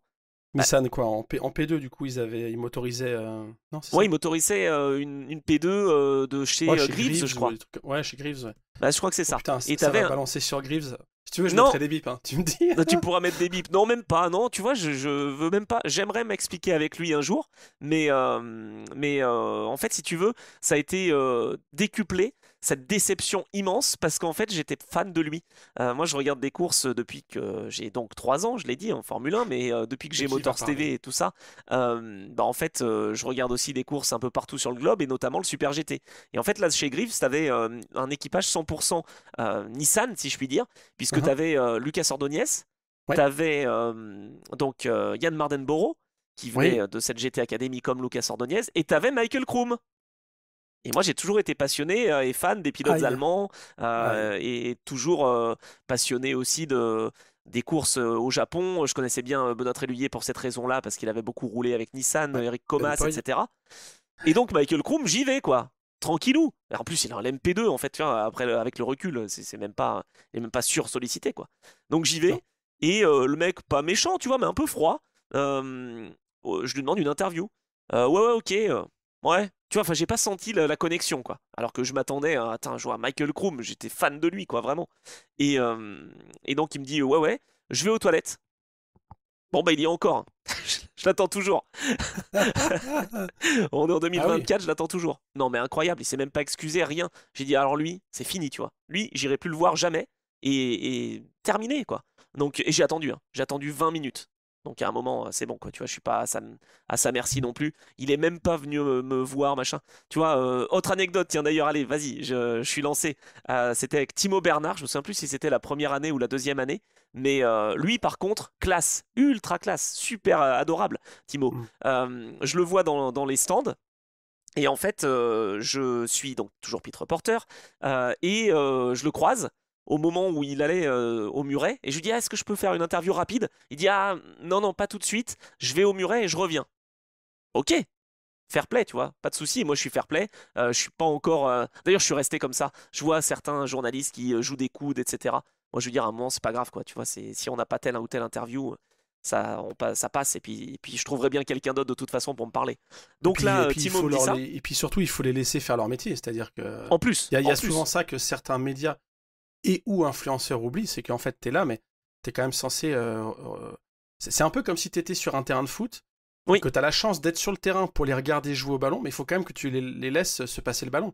Bah là, Non, c'est mais pareil. complètement. Si Timo Bernhard, il te dit, je dois aller au muret des stands parce que j'ai un truc à faire, oui, c'est prioritaire, quoi. Non, mais c'est ça, tu vois, et à la limite, nous, on fait tous notre boulot, si tu veux. Il y a des Mhm. pilotes qui, Ouais. honnêtement, me disent, non, franchement, là, j'ai pas trop le temps. Et je leur dis, ok, bon, bah, 2 questions. Ok, 2 questions, vas-y. Tu vois, et tu respectes, tu vas pas Bien faire sûr. 3, 4, 5, 12. Donc ça aussi, tu vois, c'est un respect mutuel et je pense que tu le gagnes au fil des années. Et donc Timo me dit ça. Et là, je me retourne, donc il était parti en direction du muret. Putain, il attend devant Justin Bell, qui était pit reporter pour Ouais. je sais plus quelle chaîne Speed, américaine. ouais. Et là, je le vois attendre le Timo. Et parce que l'autre, il était en direct. Et en fait, bah, il avait pas encore le. Mais ça, je l'ai compris après. Il avait pas encore l'antenne, quoi. Puisque on doit se passer la parole entre les commentateurs, les pit reporters, etc. Et moi, je le vois attendre comme ça. Et je me dis, mais attends, il m'a dit qu'il avait pas le temps et qu'il allait au muret. Et moi, je suis là comme. Enfin voilà, j'attends, quoi. Donc je vais voir quand même ce qui se passe. Je dis, mais attends, mais I was first, quoi. Tu vois, enfin, qu'est-ce qui se passe? Et donc, sans m'énerver trop non plus, mais d'expliquer. Et donc Timo qui se sent un peu gêné, il dit ah, sorry, mais vraiment, je serai avec toi tout à l'heure, promis, quoi. Et je me dis, punaise, c'est comme Michael Kroom, il va jamais revenir. Et en fait, donc il fait son interview. Justin Bell s'est excusé. Il a dit ah, je savais pas que t'avais demandé avant, etc. Franchement, désolé, mec. Et adorable. Voilà, le fils de Derek, hein, Bien, Derek bien Bell. éduqué. Ouais, franchement, sympa. Tu vois, ça passe beaucoup mieux en fait quand c'est comme ça. Je dis Ouais. non, mais ok, je comprends, t'es en direct, c'est une télé. Moi, je suis une web Ah TV. oui. Enfin, tu vois, j'étais conscient de ça aussi. Et donc, 20 minutes ou 15 minutes se passent et Timo revient. Il dit ok, sorry, machin, mais je te fais ton interview. Et il me l'a fait. Et quel bonheur, tu vois, un mec adorable et tout. Enfin, vraiment, j'ai beaucoup d'estime pour Timo Bernhard, que j'ai recroisé d'ailleurs cette année. Et j'ai fait une Ouais. interview avec Tim Cindric, Timo et Tim, sur la grille de départ. C'était assez fun voilà, pour faire cette interview, à tel point que Timo Bernhard me dit oh non, non, mais faut que tu interviewes Tim, c'est lui qui est impliqué avec Penske. Et Tim Cindric me dit mais moi, j'ai rien fait, de toute façon, c'est lui le pilote. Personne voulait se faire interviewer, du coup, j'ai interviewé les deux en même temps. Donc, ça, Mais c'est énorme, franchement. c'est Voilà. marrant alors si tu veux, on va conclure cette arc autour des pilotes, mais petite anecdote aussi, du coup, je relance. C'est comme ça, tu viens de jouer, Bien je sûr. relance d'une pièce. Ouais. Moi, j'ai fait pit reporter Le Mans 2014 Ouais. pour Eurosport.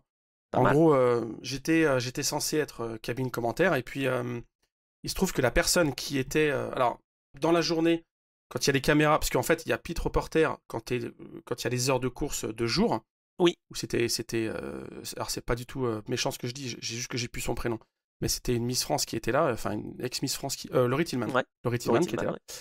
et ça c'est pour le Donc, jour. face caméra. Euh, Face caméra, c'est-à-dire elle a son micro, son équipement, sa combi et un caméraman qui la suit. Guénaël Longy l'a fait aussi pas mal de fois. Il y avait Oui. Justine Monnier à l'époque. Putain, je fais du name dropping de ouf, hein. Ouais, c'est vrai. Non, mais Euh, il y avait Lise Hallyday aussi. Bien sûr, ah bah, Lisa Hallyday, ouais, aussi, j'ai bossé avec elle. Et donc voilà, ça c'est la journée. Et puis la nuit, le pit reporter, il a pas sa caméra, il est tout seul. Et donc, en fait, c'est moi qui l'ai fait parce que la personne qui devait le faire était grippée, on va dire. En tout cas, elle était pas disponible. Donc moi, on me dit, est-ce que ça te branche de faire pit reporter? Je dis, bah ouais. T'as déjà fait? Non? Ok. Donc on m'équipe avec le petit micro HF. Ils me disent, quand tu. Alors, toi, tu dois connaître ça par cœur, mais ils me disent, quand tu auras cette lumière-là allumée ou machin, c'est que t'as plus de batterie. Ah, je dis, d'accord. Je dis, mais ok, sinon, comment. Bah, de toute façon, si t'entends plus rien dans ton retour, c'est qu'il n'y a plus de batterie. D'accord? Donc tu pourras revenir, on te la changera. Ok, bon. Et donc moi, je pars dans les stands. Et là, mais je me suis éclaté. J'ai fait mon Anthony Roy, en fait. Bah voilà. C'est-à-dire Bah que voilà. t'es en combat Eurosport. Donc j'avoue que il y a quand même aussi dans ces événements sportifs, il y a un peu une prime à quelle carte tu as. Si t'es à un site qui est pas trop connu, ça va. Quand t'es Auto Hebdo, quand t'es Eurosport, ça passe mieux. Alors il y a des gens qui vont pas aimer Eurosport ou qui vont pas aimer Auto Hebdo, mais en général, t'as ta combi full équipée et c'est marqué Eurosport dessus. On veut bien te répondre. Et Ouais. donc j'ai enchaîné pendant 2 heures, mais j'ai tout fait. Il y avait Vincent Cherouti en cabine avec Adrien Pavio, je crois. Ouais. Et tu sais, en fait, comment ça marche, c'est toi, t'es dans les stands. Et en fait, tu leur envoies un petit push, tu leur dis, je suis avec André Lotora. Et donc là, ils vont te dire, ok, ou ils te répondent pas, mais enfin, ils peuvent te dire, ah non, ou ils vont te dire, ok, bah dans 2 minutes. Ok, alors toi, tu dis, bah André, tu as 2 minutes. Voilà, c'est comme ça que ça marche. Et donc moi, Ouais. mais j'ai tout bourriné. C'est-à-dire que j'ai fait André Lotora, Alex Brundle, Jacques Nicolet. J'ai fait tout le monde. J'ai vraiment. Et il me disait à un moment, Je dis non mais ça commence à biper. Ouais voilà, t'as plus de batterie. Bah rentre parce que c'est bon. Et en fait, bah, moi je sais pas, comme tu dis, j'étais à Disney quoi. Donc non, je sais plus qui j'ai fait, mais j'ai fait vraiment beaucoup de monde. Et après j'ai fait la nuit en cabine. J'ai fait à peu près 10-12 heures de commentaires cette année-là sur Eurosport. Waouh. Donc bien sûr c'est passé inaperçu, hein, vous vous en souvenez pas. Moi dans ma tête c'est quand même c'est assez frais. Mais c'était il y a 10 ans. Mais en tout cas ce souvenir-là, tu vois, les pilotes quand ils sont dispo comme ça, en pleine course. Mais tu dois te pointer, tu dois avoir allez, 2 questions, et il faut tout de suite être pertinent. Et c'est là où, des fois, tu l'es pas, hein, clairement. Des fois, tu poses une question, alors, comment ça se passe, machin. Et le gars te dit, bah, la voiture, on a crevé il y a 1 heure, on est à 3 tours. Ah oui, merde, ça, j'ai pas regardé. Des fois, tu te gourres, hein, je dis pas que je suis pertinent tout le temps. Puis des fois, quand tu arrives à trouver le truc précis, justement, le petit moment, ça marche. Et alors, putain, non, j'ai encore une autre anecdote, mais il faut que j'arrête. Non, tu me coupes là, peut-être. Je vais te couper, mais tu nous la raconteras une autre fois. Marque-la quand Ouais. même, parce que sinon ça va durer 4 heures cet épisode. Non, Donc c'est ça qui je est. te la fais en 30 secondes. Bon, C'est vas-y. parce que c'est encore avec André Lauterer, c'est pour ça. Quand il fait Le Mans chez Rébellion, il, j'ai une interview avec lui très courte. J'ai droit à 5 minutes et faut qu'on marche en même temps parce qu'il doit aller à un autre rendez-vous. Ça se passe très rapidement. Tout se passe bien. Il me raconte plein de trucs sympas. Il me raconte qu'il a payé la première fois pour faire Le Mans, qu'il a mis de sa poche. Il me raconte des trucs qu'il n'avait pas raconté avant, je crois. Maintenant, c'est Ouais. connu comme histoire, mais en tout cas, à l'époque, je ne savais pas. Et à un moment, j'ai le malheur de dire il s'est passé quoi hier aux essais? À un moment, t'es sorti? Je suis pas sorti hier aux essais. Et moi, en fait, j'ai pas lâché. Et j'étais persuadé de mon coup. Je dis, bah, si, à Mulsanne, à un moment, t'as loupé ton freinage. Enfin, il fait, non, je suis pas sorti à Mulsanne. Et là, à partir de là, j'avais plus de réponse. C'est-à-dire que. Waouh. Alors, je sais pas si. Je pense que c'est mon erreur, hein, parce que je pense qu'André Lauterer, c'est ce qu'il fait. Puis, vu que les voitures sont toutes avec des caméras embarquées, machin, on peut pas louper une erreur. Donc, il avait raison, hein. Mais moi, tu vois, j'ai pas eu la sagesse de dire ah ok, bah, pardon, je me suis trompé. J'étais sûr de mon coup. Et alors après, du coup, il s'est fermé, quoi. Ah Donc, je ouais. crois que c'est la dernière conversation que j'ai eue avec lui. Ah André, non. André, si tu m'écoutes, ouais. Oh bah il faut remédier à ça. Non, c'est Attends. pas vrai. En plus, je l'ai recroisé depuis, mais Bon en d'accord. interview, mais ouais. Bon, il est Voilà. gentil comme tout. En plus on Ah bah, sait c'est qu'il le s'entend meilleur. Ouais. super bien avec Marcel Fessler et Benoît Tréluyer. C'est un trio de folie. Donc non, on va rectifier tout ça. On va inviter André Lauterer dans Ah Endurance ouais, ça Club. serait bien. Ça serait bien, hein. Ah ben voilà. Bah écoute, j'ai cette envie-là et j'ai cette motivation. Donc voilà, on va voir. Je ferai un petit épisode de trajectoire en attendant, hein. Bon, alors, On on enchaîne. espère. Qu'est-ce que tu veux faire comme question? Alors, est-ce que tu as une voiture qui t'a marqué, toi, justement, dans l'histoire de ces 24 heures? Bon, bah une seule, mais même s'il y en a plein qui nous ont marqué, évidemment. Bah, je vais pas être très original. Je vais encore repartir sur 99. Pour moi, c'est la Mercedes CLR qui est ma voiture, on va dire, de cœur. Il y a la Toyota GT1 aussi de cette même année-là, 98-99. Pour moi, c'est vraiment les voitures, ou la CLR, la voiture qui je trouve est dessinée pour Le Mans. Alors, il y a des gens qui vont me dire, bah, pas vraiment, parce qu'il y a des cols. Oui, d'accord. Passer au-delà du fait que c'est un avion, etc. Enfin, arrêtez de. J'en ai fait des jeux de mots aussi, hein, la CLR, AIR, Ah oui, pas mal. Air Mercedes, tout ça. C'est bon, ça fait 25 ans maintenant, passez à autre chose. Allez voir au-delà du fait que c'est une voiture qui décolle et qu'ils ont un peu loupé leur concept. La voiture est juste dingue, quoi. Elle est d'une finesse, elle est très basse, elle est agressive. Et je trouve que c'est la plus belle voiture que j'ai croisée, en tout cas. Après, les Porsche 917 sont très jolis aussi, mais il y a un côté plus brutal, plus mécanique, tu vois, vieille bagnole, quoi. Je trouve que la CLR était d'une modernité, et c'est celle qui me marque le plus. Avec la GT1 qui, pour d'autres raisons aussi, est une voiture emblématique, comme tu le disais tout à l'heure. Présence dans les jeux vidéo. C'est une voiture qui est passée dans la culture populaire, la GT1. Ouais, Tu la montres à des gens qui ne connaissent pas Le Mans, ils vont te dire que c'est une GT1. Et ça, c'est quand même ultra fort, quoi, ce qu'ils ont réussi à faire. c'est vrai, c'est vrai. Bah, un petit peu comme la Mazda, justement, Bien sûr. bah, qui a gagné en 91, hein, tout simplement. Donc, Mm. c'est sûr. Toi Bah, c'est quoi ça? Toi, c'est des voitures plus non, récentes, non, plus. non, moi c'est les années 80-90 encore, hein. De Ah toute ouais, façon, moi c'est ma jeunesse, hein. la Je pense que c'est XGR9, quoi. normal. Bah voilà, la XJR9 ou la Mercedes Sauber C9. Les deux Mais oui, m'ont bah oui. vraiment marqué. Parce que, bah déjà en plus, tu sais, ce qui a aidé aussi, comme tu dis, hein, c'est qu'elle soit dans Gran Turismo. c'est bête, mais toutes ces voitures-là qui sont dans Gran Turismo, moi avec mon père, je ponçais le jeu à fond et on faisait des courses où voilà, il prenait la Mazda, je prenais la Jaguar, il prenait la Mercedes, je prenais la Toyota. Enfin, et tu vois, Ouais, même si c'est ouais. pas des générations similaires, on savait que telle ou telle voiture était plus rapide et tout. On se laissait un peu d'avance, on faisait nos handicaps nous-mêmes, nous. Il n'y avait pas besoin de balance de performance, tu vois. On se laissait de l'avance et tout, et on essayait de revenir et c'était génial. Donc ouais, moi la Jaguar XJR9 couleur de Silk Cut, génial. J'ai jamais fumé, hein, mais franchement c'est livré avec les cigarettiers, je trouve ça magnifique. La Toyota GT1 évidemment avec Marlboro, c'était quelque chose de fou aussi. Mais bon, celle-là elle est connue de tout le monde, donc je voulais un peu me démarquer.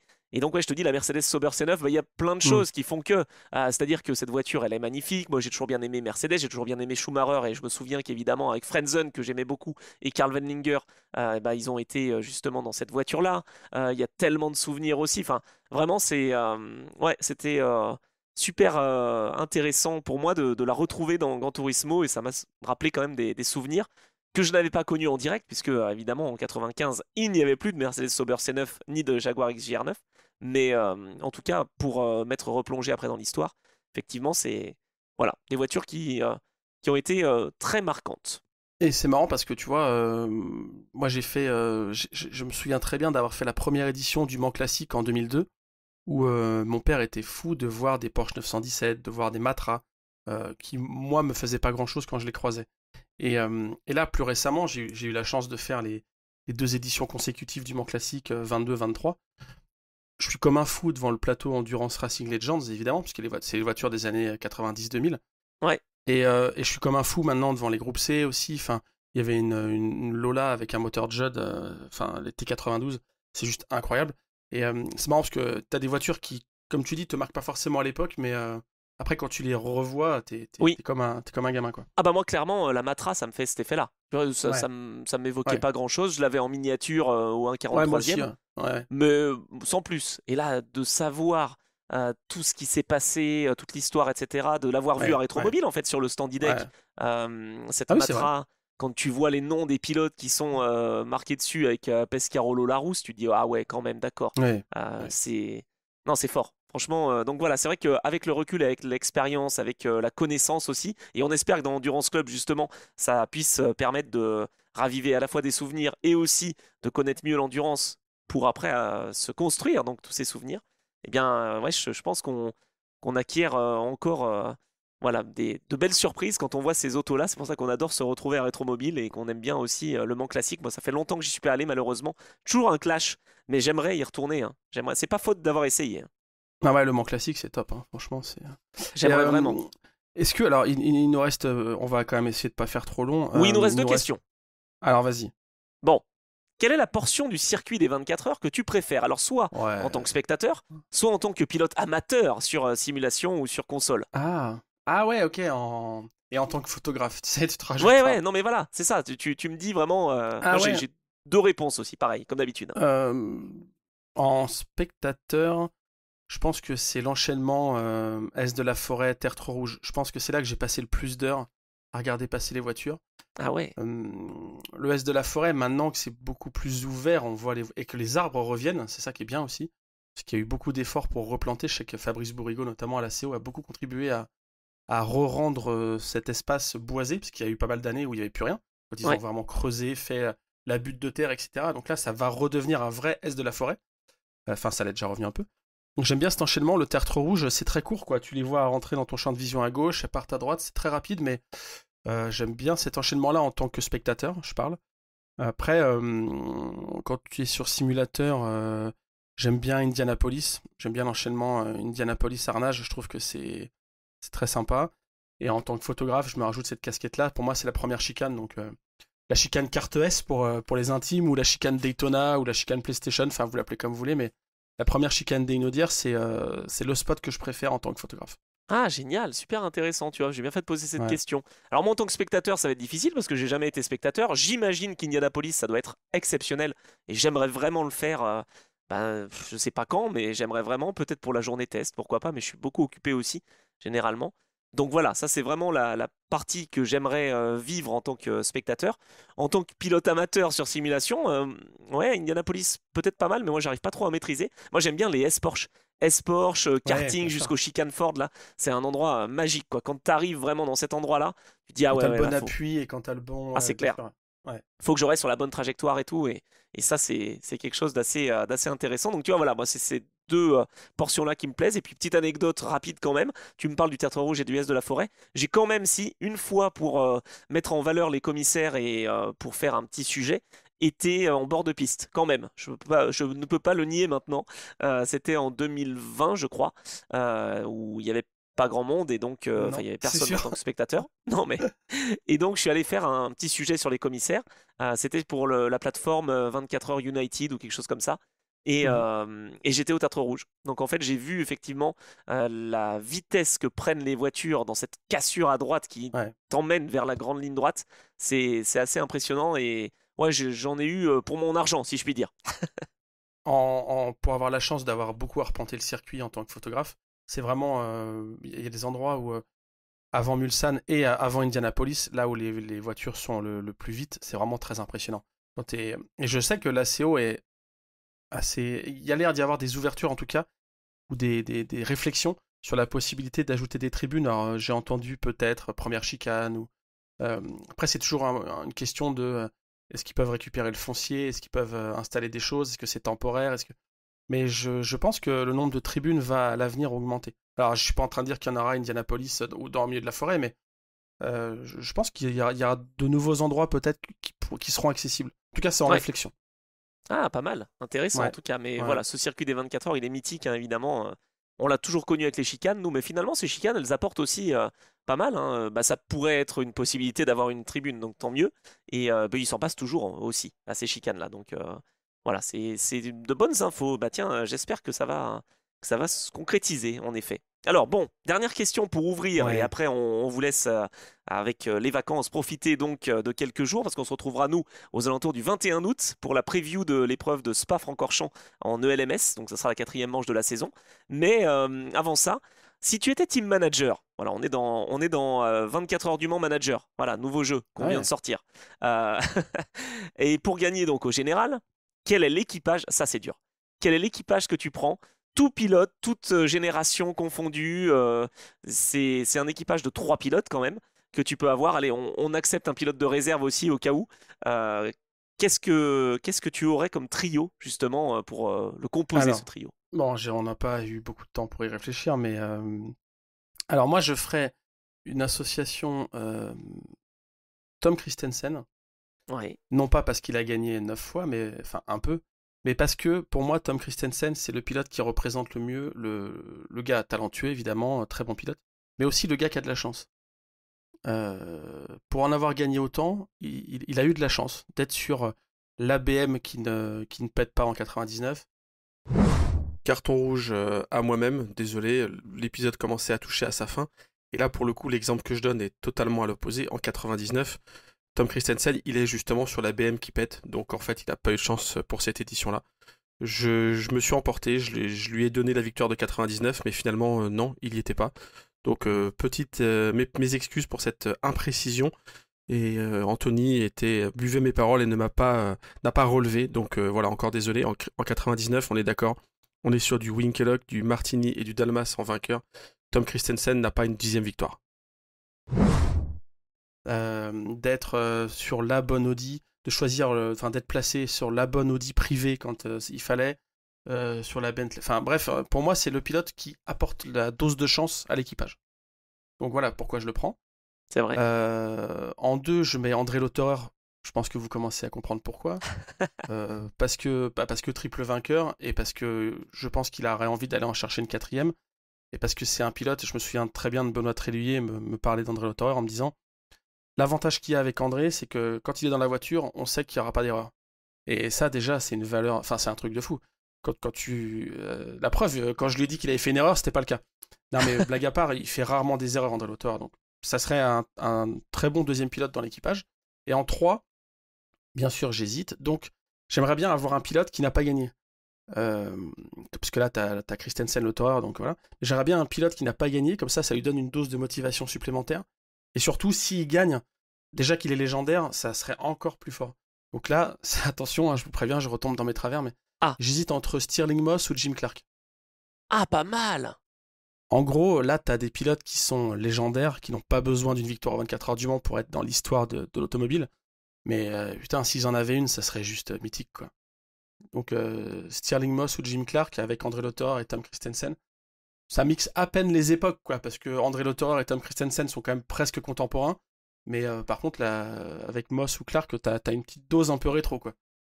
C'est pas mal du tout, dis donc. Ah ouais, sympa. Tu m'as donné une idée. Ça y est, je crois que j'ai un troisième pilote. Bon, je mettrai en réserviste celui que je voulais mettre.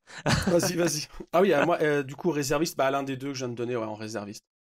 Oh là là, t'imagines, tu mets Jim Clark en réserviste. Ou Dwight Merriman. Ah oui, ça dépend. C'est l'un ou l'autre. Bon, ils se ressemblent un petit peu en termes de coups de volant. Ah, on est méchant, voilà. Oh, tu Après, biperas. en pilote qui n'a pas encore gagné Le Mans, mais qui pourrait très bien faire tenir le rôle, il y a aussi Kevin Estre ou Lorenz Vantor. En fait, moi je suis assez fan, je l'avais déjà dit dans l'épisode d'avant, mais de l'épisode de l'équipage pardon, de la 6 de cette année. Tu vois, ça c'est un bon équipage qui pour moi, enfin c'est l'équipage le meilleur. Mais là, vu qu'on peut avoir le choix du roi et faire de l'équipage all-time, un Lauterer, Christensen, Moss, Clark, c'est pas mal, quoi. Ouais, Alors vas-y toi. je pense qu'on est bien. Alors, moi je commence par un pilote que j'apprécie beaucoup, on n'a pas arrêté de le citer dans cet épisode, Benoît Tréluyer. Voilà, parce Ouais, que triple vainqueur, parce que assurance vie, le gars tu peux l'envoyer en 5 relais en 2011 alors qu'il est même pas bien réveillé et qu'il ne s'est pas brossé les dents. C'est le gars sûr. Voilà, donc Benoît Tréluyer, moi je le pas mets. beaucoup d'erreurs non plus, pas beaucoup d'erreurs non Ouais. plus, hein. Pas beaucoup d'erreurs. Lui aussi, il a eu de la réussite. Bon, il a eu de la malchance aussi, mais voilà, Hmm. c'est un pilote vraiment qui est confiant, constant, et aussi parce que j'ai bien envie de me marrer en tant que Ah team bah c'est manager. sûr. Bah on fera nos équipages sont dans la même équipe, comme ça au moins ils se verront, André et Ah bah Benoît, tu vois. voilà, Ouais. exactement. Oui, parce qu'en plus, j'ai pas du tout le même trio, ça c'est rigolo quand même. Ah J'ai mis vas-y alors. aucun des pilotes que tu as choisi. Donc bah, je pense on est lancé, on leur propose et puis on se met tout de suite à chercher les fonds. Ok. Donc Benoît Tréluyer, voilà, donc je pense qu'il y a moyen de bien faire. Son mentor, Henri Pescarolo, parce que la légende du Mans, parce que c'est un pilote vraiment qui, moi, m'a marqué. Tant en pilote qu'en team manager d'ailleurs, hein. Le Bien gars est sûr. capable de gagner quand même un peu partout. Lui a pas eu toujours de la réussite, il était quand même associé beaucoup avec Jackie X et il a souvent été sur la voiture qui était à l'abandon et pas reclassé sur une autre voiture, au contraire de Jackie. C'est vrai. Donc bah, c'est un pilote vraiment voilà, talentueux et qui mérite même plus que 4 victoires hein, d'ailleurs, Henri. Mais vraiment très très bon. Donc je mets Henri Pescarolo. Et puis tu m'as donné une idée. Parce que je Un mettrais pour pilote que... pas vainqueur, c'est ça? De quoi? Ah, je t'ai donné une idée en mettant un pilote qui n'a pas encore gagné, c'est ça? Eh ben, qui n'a pas gagné, mais surtout qui serait légendaire. Un Ah, pilote qui a terminé troisième aux 24 heures du Mans en 64, un pilote qui a été champion de moto, un pilote qui a été champion du monde de Formule 1 et qui donc aurait la joie d'être vainqueur des 24 heures du Mans. Je mettrais John Surtees euh, dans la troisième, enfin en troisième pilote, parce qu'en fait j'avais mis un pilote qui moi me fait à chaque fois vibrer et qui est ultra rapide et qui sait faire beaucoup de belles choses. Mais John Surtees, Pescarolo, Tréluyer, tu vois, ça me va bien. c'est qui alors C'est- ton pilote de réserve, le quatrième? Et j'aurais mis Felipe Albuquerque parce que Albuquerque, il est vraiment très rapide.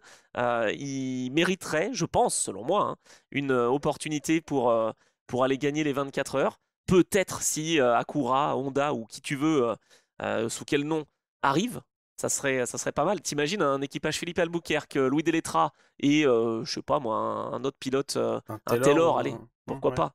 Le Mais, groupe.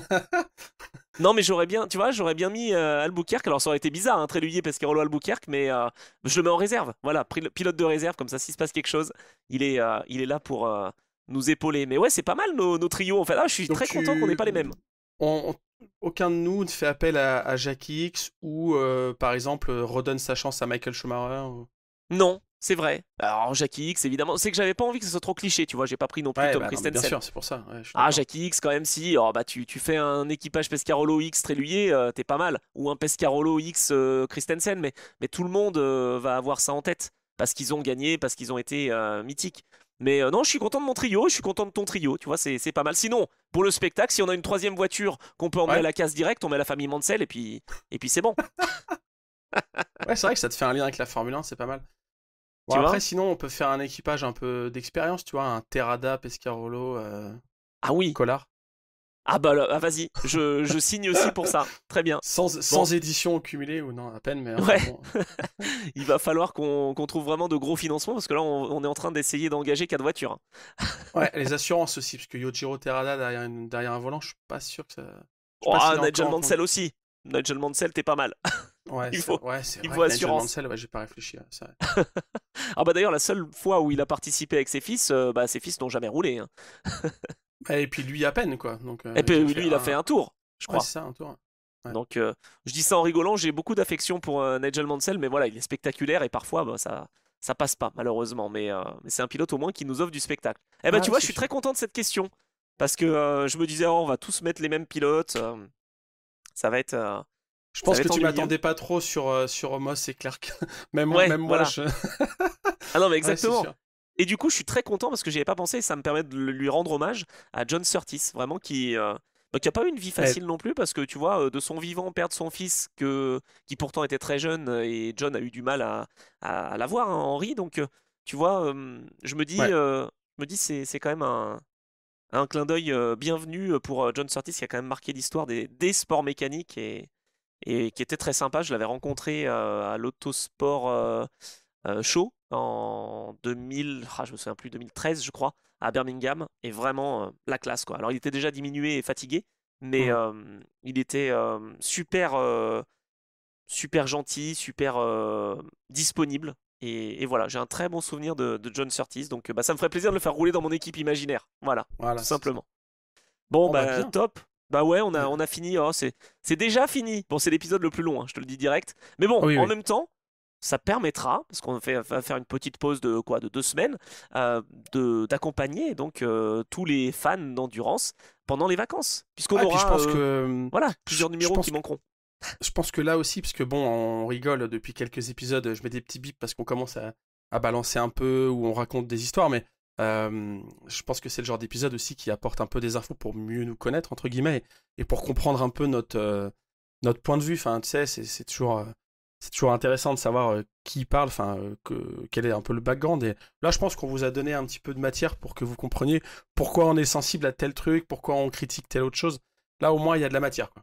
Ouais, complètement, c'est clair. Ah bah, faudra le partager à donf, hein, parce que là, pour le coup, il peut s'adresser à tout le monde, hein, cet épisode, hein. Il peut s'adresser à autant des passionnés que des gens qui connaissent moins l'endurance, mais plus pour connaître, voilà, derrière le micro, les deux zigotos, Ouais, les ouais, deux c'est ça, c'est acolytes. important. Non, mais c'est vrai que Non, non, mais c'est une petite En fait, ça se fait pas, hein, de faire une présentation en guise de premier épisode de podcast, mais c'est un peu ce qu'on aurait dû faire. Là, voilà, c'est pas du tout pour asseoir la légitimité ou quoi que ce soit, hein. J'ai de compte à rendre à personne, mais je trouve que c'était sympa de cette idée qu'on a eue comme ça, de se raconter un petit peu au travers des 24 heures d'humain, finalement. et j'ai appris des choses sur toi, tu vois. Ah ben moi Donc, aussi, tu vois, donc pas mal, ouais. donc c'était très bien. Bon, je l'ai dit il y a quelques minutes, mais on va se retrouver le 21 août aux alentours, hein. Je sais pas si ça sera le 20, le 21, le 22. En tout cas, pour une présentation de l'épreuve de Spa en ELMS, donc quatrième manche de la saison. Ça sera notre reprise après quelques jours de repos, après les Jeux Olympiques. Et puis voilà, profiter de belles vacances. J'espère que vous allez aller donc au soleil ou pas, d'ailleurs, comme vous voulez, mais prendre un petit peu de repos. Et puis on se retrouvera avec Geoffroy donc pour la rentrée avec la présentation de cette épreuve de Spa-Francorchamps, les 4 heures de Spa-Francorchamps en ELMS qui promet vraiment cette épreuve d'être très spectaculaire, je pense. Et ça sera mon retour à Spa depuis 2021, je crois. Donc bah, je suis très content, ou 22, je sais plus, de pouvoir participer à cette épreuve encore parce que voilà, il n'y a pas de clash cette fois et je suis très heureux. Merci Geoffroy, c'était encore un plaisir, bah, comme Eh d'habitude, ouais, tu le sais. plaisir partagé. Écoute, c'était top. Et puis bah, rendez-vous fin août pour la suite des aventures, pour la deuxième partie de saison, on va dire, de l'Endurance Club. Exactement. J'espère que cet épisode va vous engager et vous encourager à mettre 5 étoiles. Voilà, ça serait pas mal pour nous soutenir. N'hésitez pas à mettre quelques commentaires aussi sur Apple Podcast. Je crois que c'est valable pour tout le podcast et pas juste sur un épisode. Donc n'hésitez pas à faire un petit peu de promotion. On est content des chiffres, mais on serait encore plus content d'être parmi vous en nombre et que le nombre de passionnés, de membres du club, justement de cet Endurance Club, puisse continuer. Donc on vous donne rendez-vous en août. Passez de bonnes vacances et merci Geoffroy encore pour cette belle édition de cet Endurance Club, le numéro 26, voilà, qui marquera peut-être un tournant aussi dans la compréhension de nos parcours. Voilà, très très bonne journée, soirée à tous, et on se retrouve très vite donc pour un nouvel épisode de l'Endurance Club. Salut!